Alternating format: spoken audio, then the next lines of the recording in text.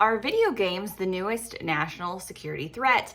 Hi, this is Lindy Kaiser with clearancejobs.com. In the wake of the Jake Teixeira case, we've actually had some news articles and coverage over at clearancejobs.com about the role that video games could play in national security. It's kind of a phenomenon or a trend we've seen.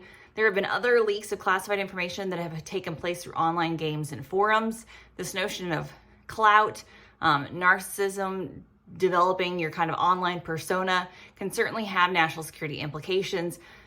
A lot of questions surrounding that. Ironically, I've been sitting on a question. I get a lot of questions in my inbox that came in a few months ago asking about reporting video game players for someone who was applying for a position with the military that would require a security clearance, and wondered if they would need to report as a foreign contact a fellow player that they knew was located in Kazakhstan.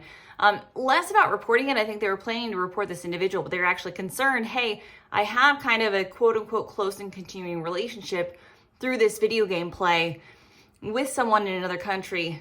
Could that pose an issue for my security clearance?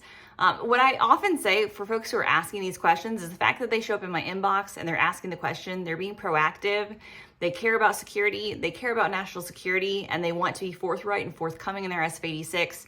Generally a good sign all around. This has come up before. We also have other news articles about that over at clearancejobs.com. When it comes to the foreign contact reporting, this is an area of confusion between the self-reporting regulations and the SF-86 and what they require in reporting that actually has not gotten stitched up under the new PVQ, which will get released sometime 2024, 2025 timeframe. So I think there will be this ongoing confusion for security clearance holders about what they need to self-report, and then again, in this case, what you need to report as a new applicant. Generally, we look at it as a close and continuing contact where information is exchanged and a bond of affection. Now, the issue with a lot of these video games, we again also see that in the Teixeira case, is a lot of these forums are not disclosing usernames.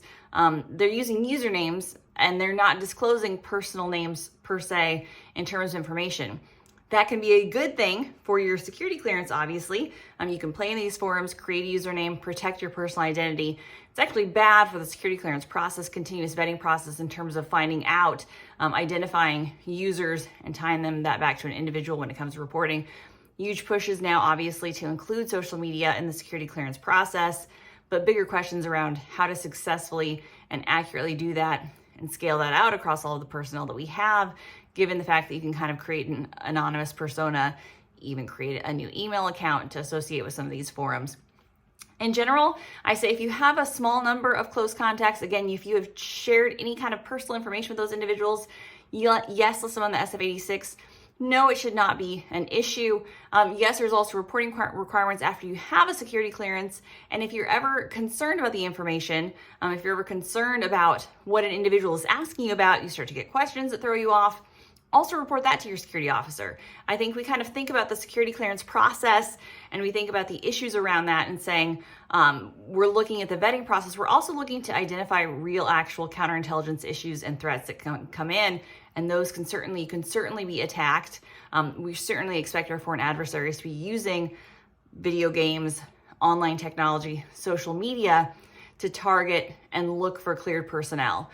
So be safe, be proactive, report anything that is suspicious to your security officer, and then again, report contacts that are close and continuing, including those through video game platforms. But if those are just related to video games, you don't plan on sharing classified information there, you should be fine. For more on that, visit us over at clearancejobs.com.